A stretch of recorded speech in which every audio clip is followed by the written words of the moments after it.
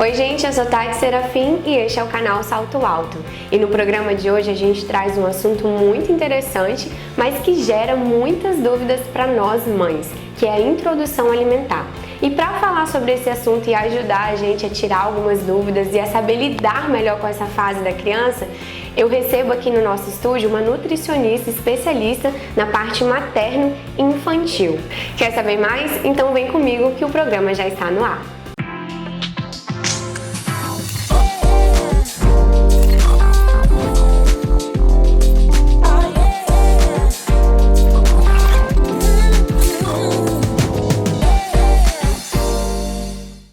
E para falar pra gente sobre introdução alimentar, eu recebo aqui hoje no nosso estúdio a nutricionista materno-infantil Mirela Dadalto. Muito obrigada, Mirela, pela sua presença. Eu que agradeço pelo convite, tá?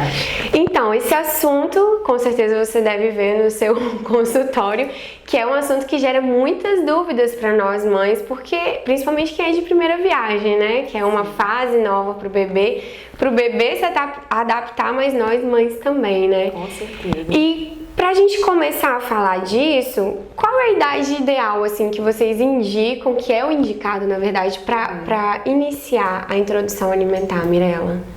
Então, por volta dos 6 meses, Tati, hoje, assim, a recomendação atual é de um aleitamento materno exclusivo até o 6º mês de vida, né? Até os 6 meses de idade.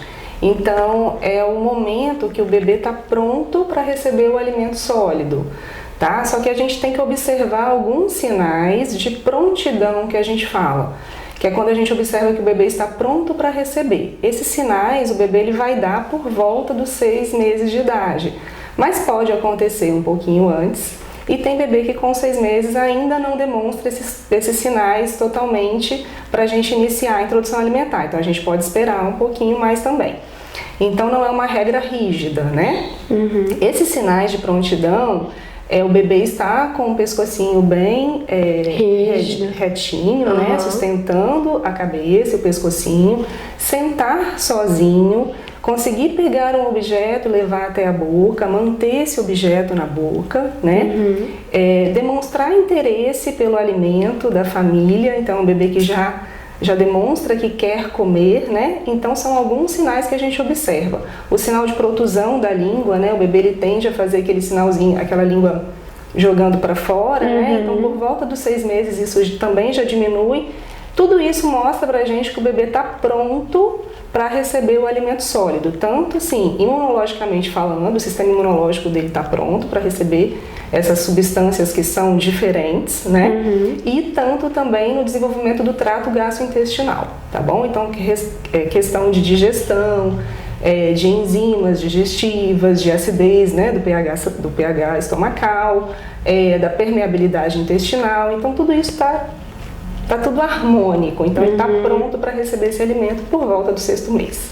E agora eu te pergunto, por que a gente tem que iniciar com as frutas? Por que acontece?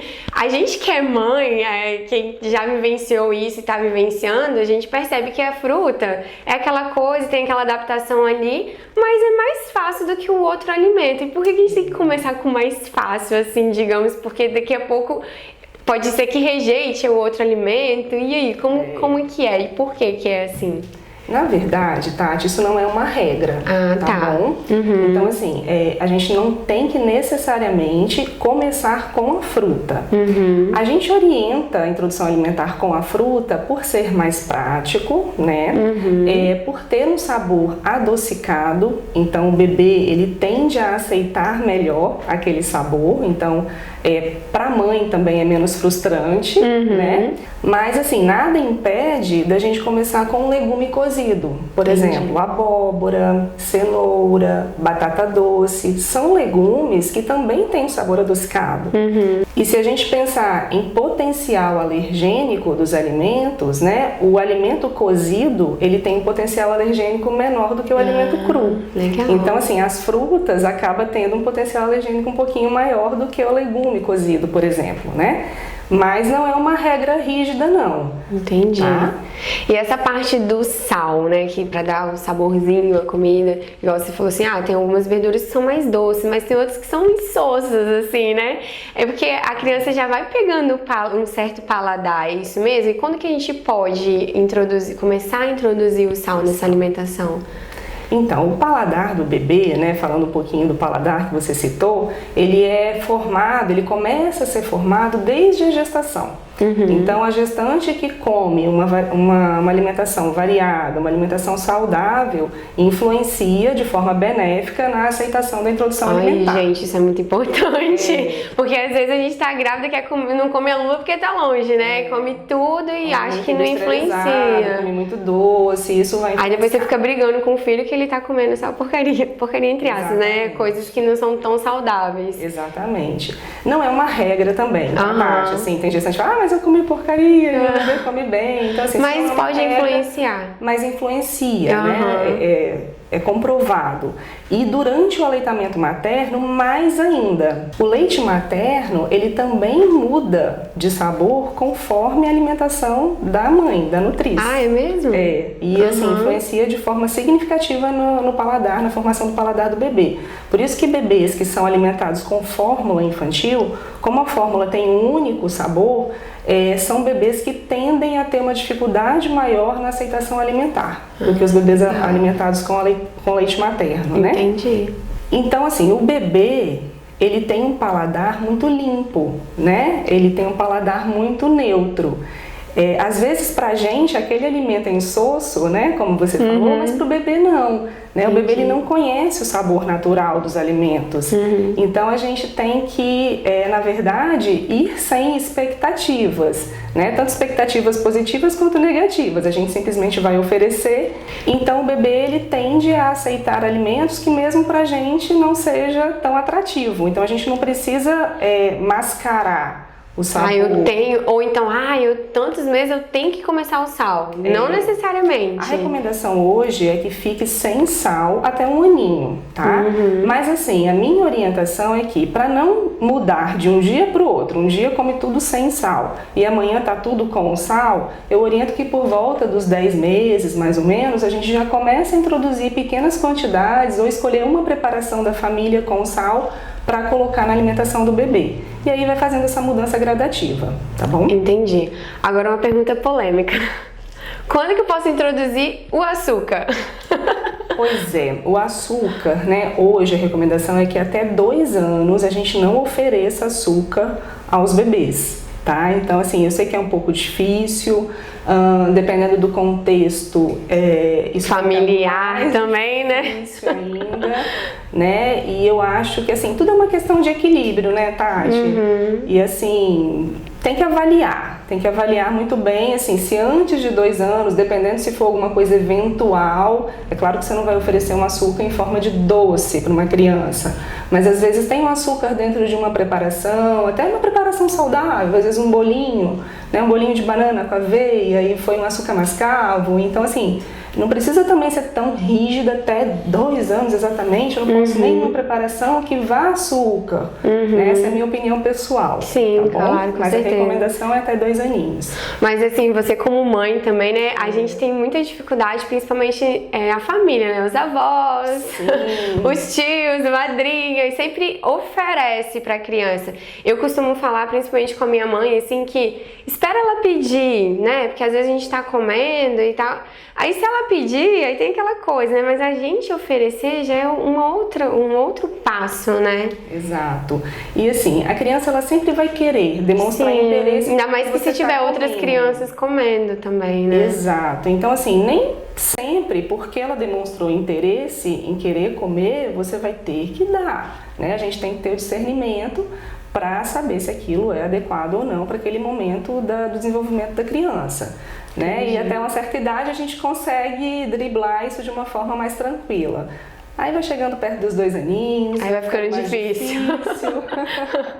Agora, Mirella, a introdução alimentar, você falou que até os 6 meses a indicação é que o aleitamento seja exclusivo, né? Exato.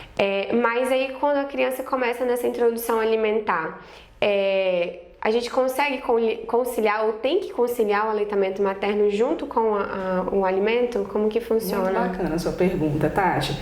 Eu brinco assim que até 8 meses, mais ou menos, a gente pode ficar muito tranquila se o bebê não aceitar a alimentação sólida, né?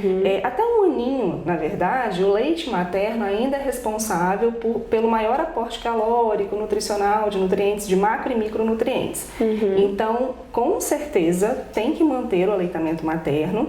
E no iniciozinho, o que eu ensino para as mães, né? O bebê, ele não sabe que aquele alimento sólido traz prazer e sacia da mesma forma que o leite materno. Então, quando o bebê está com fome, no início da introdução alimentar, eu falo, dá peito. Amamenta, né? Ele quer mamar quando ele está com fome. Né? Ele sabe que é o leite materno que traz saciedade, que traz prazer. E aí depois, 1 horinha após, você vai oferecer o alimento sólido. Tá? Então assim, o leite materno, ele ainda é o principal alimento do bebê. E eu brinco, né, que até 8 meses pode ficar tranquila se o bebê apenas só brincar com o alimento, comer só um pouquinho. Não fique preocupada, tá? É claro que a gente vai acompanhar essa criança, né? O ganho de peso, estatura e tudo mais. Então tá, a conversa tá muito boa, tem muita coisa ainda para te perguntar, mas a gente vai para um breve intervalo agora e na volta, né, do nosso programa a gente continua aqui batendo papo com a nutricionista Mirela da Dalto e eu espero vocês.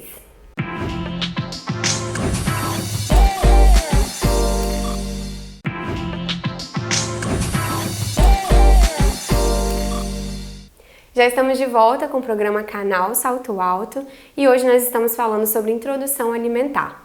E mais uma vez eu apresento aqui a Mirela da Dalto, nutricionista materno-infantil, que está aqui tirando algumas dúvidas da gente, né, Mirela? E eu volto agora esse bloco perguntando a você sobre a abordagem, assim. A gente escuta falar muito sobre BLW. O que é isso? É o mais indicado? O que você orienta? Então, sobre abordagem, eu costumo dizer que quem escolhe, a princípio, né, é a família. Então, a abordagem que a família escolher, eu vou orientar. Eu mostro os benefícios, né, as vantagens e as desvantagens de cada uma. E conforme a escolha da família a gente orienta. E eu brinco que quem decide se vai continuar é o bebê. Entendi. Né? A gente tenta, mas quem decide é ele. Exatamente. Então assim, hoje a gente tem a abordagem responsiva, que é uma abordagem tradicional, onde o cuidador, né, vai dar o alimento amassadinho, de colher, né, sempre respeitando a prontidão do bebê, o interesse dele. Tem o BLW, que é uma abordagem que a gente chama de mais respeitosa. O bebê, ele guia, né, essa alimentação complementar sozinho.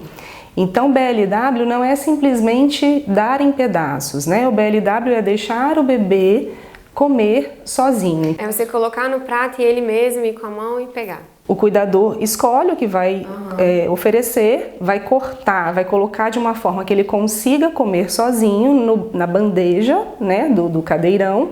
E o bebê vai se alimentar sozinho, então ele pode comer alimentos inteiros aos 6 meses de idade, tá? É claro que nessa abordagem a gente tem alguns cuidados específicos que a gente orienta durante a consulta, né? Então a textura do alimento, o formato, o tamanho, tudo isso tem que ser muito bem orientado. E tem a abordagem que é participativa, onde a gente faz amassadinho, né? O cuidador tem esse controle, né? Amassadinho de colher e vai dando ao bebê. E ao mesmo tempo a gente deixa disponível para o bebê o alimento de forma que ele consiga se alimentar sozinho também. Então a gente junta as duas abordagens, a responsiva e o BLW, e faz a participativa. Sempre respeitando também o cotidiano da família, né? Todos esses aspectos têm que ser avaliados, né, para poder escolher qual abordagem você vai fazer. Mas nenhuma está errada. Mirela, com relação, a gente tenta agilizar o nosso dia, principalmente as mães que trabalham, né? Como conservar essa comida? Eu posso fazer uma comida para o bebê que possa durar mais de um dia? Eu posso congelar? Qual é a sua indicação, sua orientação para a gente ter os cuidados certos? Sim, pode congelar, tá? Eu costumo dizer que você precisa ver qual é a sua rotina. Se todos os dias você tem condição de fazer uma refeição fresquinha, então todos os dias você vai tirar uma porção daquela refeição e vai congelar em vasilhinha de vidro, preferencialmente. E esse alimento ele vai ser descongelado, né? A forma de descongelamento é que tem que ser mais cuidadosa. Então, o ideal é que a gente faça isso sob refrigeração. Então, exemplo, eu vou dar o almoço, eu vou tirar esse almoço congeladinho na noite anterior, deixo na geladeira, no dia seguinte eu só vou aquecer. Então, o degelo de forma mais lenta preserva mais as propriedades dos alimentos, ok? Então, é esse cuidado que a gente tem que ter, mas pode congelar. E você falou também da questão de ser uma vasilha de vidro preferencialmente. De plástico tem aquela questão daquela substância, né? Exato. O plástico, ele tem alguns contaminantes, né? São os componentes do plástico. Entre eles, o que mais a gente tem estudo é o bisfenol A, tá? E aí as vasilhinhas plásticas, algumas no mercado até já tem livre de bisfenol, então esse é um cuidado que a gente tem que ter quando escolhe usar a vasilhinha de plástico. Sempre comprar as vasilhinhas que são livres de bisfenol, ok? Mas o plástico, ele não tem só o bisfenol A, né? Ele tem outros componentes que não são legais. Quanto menos plástico, melhor. Então, se puder ser a vasilhinha de vidro, é sempre a primeira opção. E aí a gente não encosta na tampinha, que geralmente a tampinha é de plástico, né? Então a gente coloca uma quantidade menorzinha, né? Para não encostar na tampinha e tá tudo certo. Posso dar papinha pronta, aquelas que a gente compra, como que é? Então, a papinha pronta, né, aquela industrializada a gente não orienta, né, as papinhas que vendem no supermercado. Existem algumas papinhas hoje no mercado que tem uma composição bacana, que tem uma consistência melhor, porque as papinhas de mercado são muito... batida. Praticamente líquido, né? Então, assim, a gente não tem nenhuma experiência de textura com o bebê, ele não aprende nada, entre aspas, né, com aquela papinha. Então, hoje a gente já tem algumas opções melhores, com uma textura melhor, com uma composição melhor, com alimentos orgânicos. Eu penso que, Tati, se for uma coisa esporádica, vou viajar, vou para um lugar onde eu não tenho segurança do alimento que vai ser servido, vou viajar e não tenho como levar congeladinho. Então, eu acho que nessas ocasiões é válido. Tá? Não vejo por que a gente não utilizar, mas sempre de preferência caseira. Você pode fazer em casa, pode congelar as porçõezinhas, se organizar, se for para um lugar mais perto e levar. Entendi, Mirella. Olha, muito bom esse assunto. É um assunto, igual eu falei desde o começo, né, que gera muita dúvida pra gente, né? Sim. Tenho certeza que as mães que estão nos assistindo tiraram muitas dúvidas. Muito obrigada por você dividir isso um pouquinho com a gente. E antes da gente encerrar, eu queria te pedir, você como mãe, você é nutricionista, mas é mãe também, então entende melhor ainda quais nossas dificuldades, nossos anseios, assim. Qual a mensagem que você poderia deixar para as mães que estão nos assistindo, que estão enfrentando ou que vão começar a enfrentar essa fase da introdução alimentar? Então, a mensagem que eu dou é que a introdução alimentar é um processo educativo. Então, assim, o bebê, ele mais vai aprender, ele vai conhecer o alimento. Então, é importante deixar o bebê explorar aquele alimento, independente da abordagem que você escolher, né? Tenha paciência, tenha calma, vai sem expectativa, né? Para ele é tudo novo, é difícil, pode ser que o bebê prefira o peitinho no início e tá tudo bem, tá tudo certo, né? Não se afobem, tenham calma, que eu tenho certeza que vai ser sucesso. Que ótimo, com certeza. Muito obrigada pela sua presença aqui hoje, tá? Eu agradeço, Tati. Tenho certeza que foi muito importante para nossas telespectadoras. E se você quiser rever este programa, é só acessar o meu blog, canalsaltoalto.com.br, e tem um link direto do meu YouTube lá. Você pode rever esse programa e as outras edições também, e também ver as matérias que eu escrevo, as dicas para as nossas mães e para as mulheres também de um modo geral. Quero agradecer muito mais uma vez a Mirella da Dalto e quero agradecer você pela audiência. E lembrar também dos meus parceiros, o Salão da Mirna, que cuida tão bem de mim, e a Base Nuclear, que é responsável pelos meus looks aqui. Um grande beijo, espero que vocês tenham gostado e espero vocês na semana que vem. Tchau!